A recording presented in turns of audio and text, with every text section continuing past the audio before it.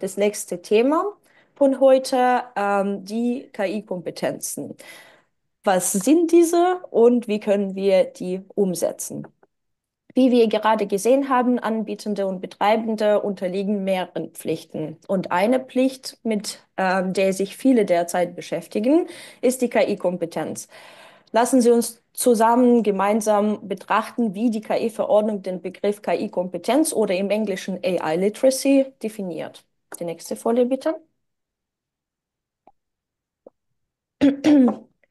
Auf dieser Folie sehen wir die Begriffserklärung aus der KI-Verordnung. Da sind viele Informationen und zahlreiche Auslegungsmöglichkeiten. Die gelb markierten Textabschnitte werfen häufige Fragen auf. Was bedeutet genau nach besten Kräften? Was ist ein ausreichendes Maß? Was fällt unter Kategorie technische Kenntnisse oder Erfahrung? Leider bleiben alle diese Fragen derzeit vom Gesetzgeber unbeantwortet. Aber die EU-Kommission plant Leitlinien zur einheitlichen Umsetzung zu erarbeiten. So ist im Februar dieses Jahres hat die EU-Kommission bereits die Leitlinien zu verbotenen KI-Praktiken sowie zur Definition von KI-Systemen veröffentlicht. Bis dahin gilt für die Umsetzung der KI-Kompetenzen der Grundsatz der besten Kräfte, unterstützt durch fallbezogene Beispiele. Und auf der nächsten Folie werden wir sehen, dass im Rahmen der Umsetzung von Artikel 4 der KI-Verordnung hat das Europäische Büro für künstliche Intelligenz ein Verzeichnis von Praktiken zu KI-Kompetenz oder auf Englisch Living Repository of AI Literacy Practices erstellt. Diese Daten werden freiwillig von verschiedenen Unternehmen aus der EU bereitgestellt, die zu Säule 2 oder Pillar 2 des sogenannten AI Pact gehören. Wie wir auf der Folie sehen, können nicht nur kommerzielle Unternehmen Teil des AI Pact werden, sondern auch die in der Säule 1 genannten Organisationen, die Hochschulen inklusiv. Die Initiative soll als Unterstützung bei der Umsetzung der KI-Verordnung dienen. Das Living Repository zielt darauf ab, den Austausch und die Zusammenarbeit zu fördern. Dieses Dokument erhebt keinen Anspruch auf Vollständigkeit, wird fortlaufend aktualisiert. Momentan gibt es schon die zweite Version und dient als Beispielsammlung. Basierend auf einer Analyse dieses Dokuments und der Normen der KI-Verordnung wurden verschiedene Themenbereiche der KI-Kompetenzen sowie die Methoden als potenzielle Best Practices identifiziert. Die nächste Folie. Danke. Aber bevor wir zum Thema Umsetzung kommen, sollen wir definieren, wer ist im Hochschulkontext als Betroffene diese Pflicht einzusehen. Hier sehen wir 4 Kategorien. Die erste Kategorie das sind natürlich die Studierende, die KI-Tools, die der Hochschule nutzen, also nicht für private Zwecke. Und diese KI-Tools sind institutionell eingebunden.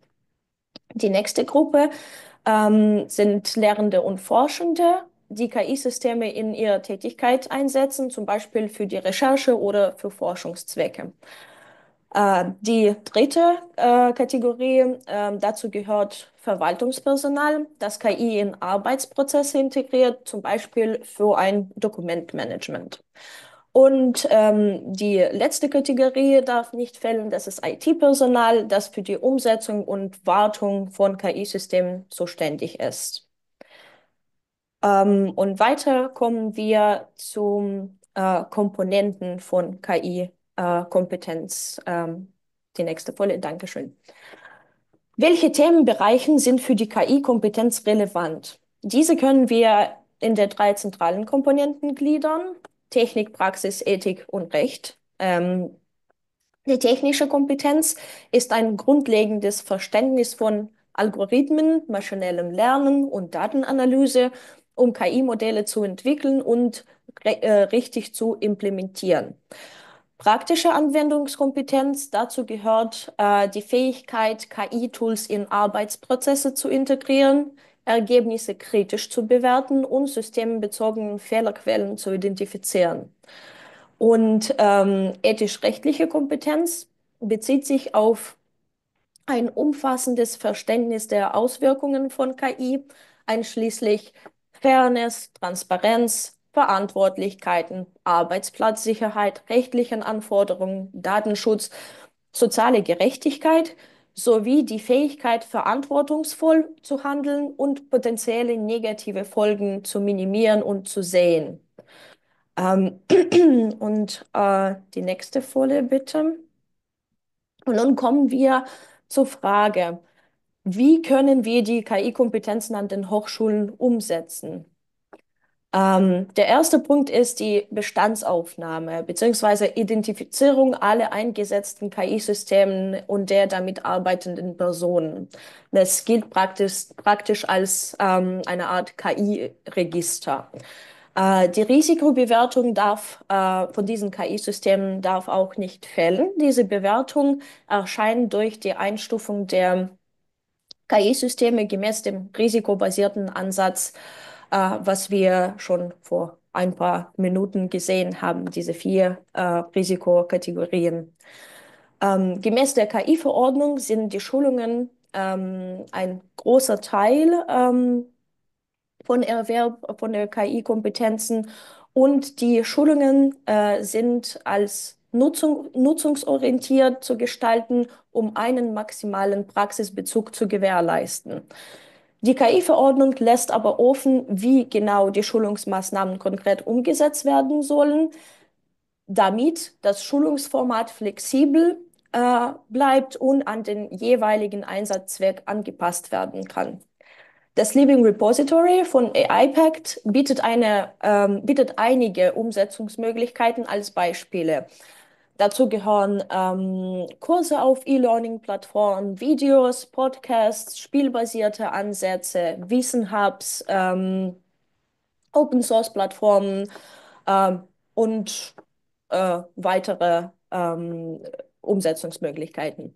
Die Schulungen sind zielgruppenspezifisch auszurichten, etwa durch differenzierte Angebote für Studierende, Lehrende, IT-Personal oder Verwaltungsmitarbeitenden.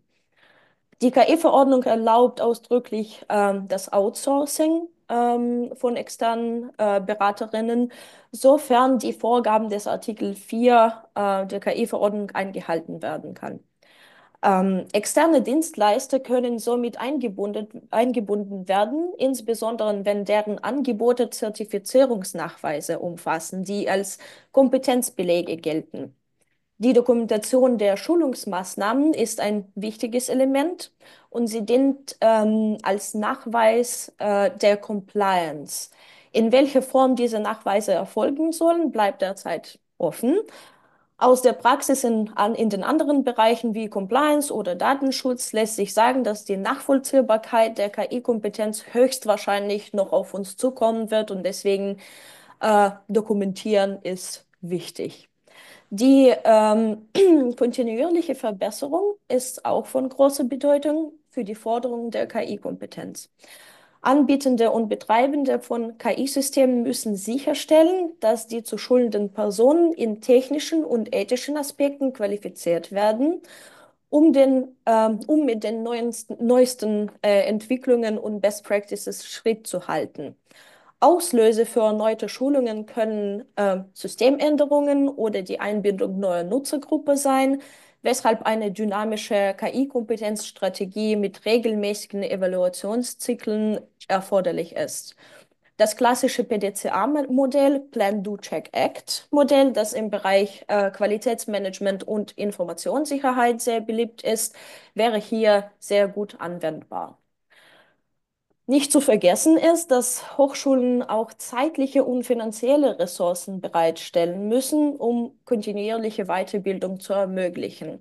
Dazu zählen Lernbudget sowie der Zugang zu qualifizierten Lehrkräften. Die genannte Umsetzungsstrategie bezieht sich momentan auf existierende Best Practices und es lässt sich sagen, dass die Einhaltung dieser Schritte kann einen sicheren Weg zu KI-Kompetenzen gewährleisten.